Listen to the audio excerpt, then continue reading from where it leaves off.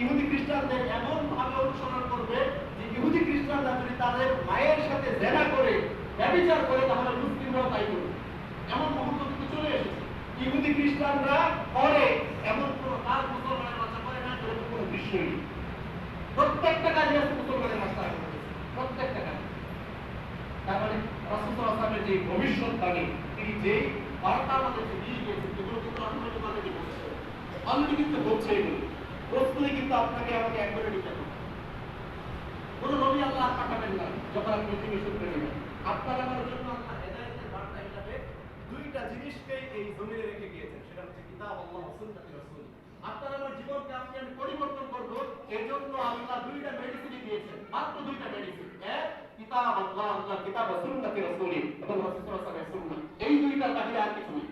বাকি আপনি আশা করি আল্লাহ কোন নবী আল্লাহ পাঠাবেন, যে নবী এসে আপনাকে হেদায়েতের বার্তা শোনাবেন আর আপনি নিজেকে হেদায়েত করে নেবেন, শুধরে নেবেন। আর কোন নবী আল্লাহ পাঠাবেন না, আর কোন কিতাব আল্লাহ পাঠাবেন না, যে কিতাব আল্লাহ পাঠিয়েছেন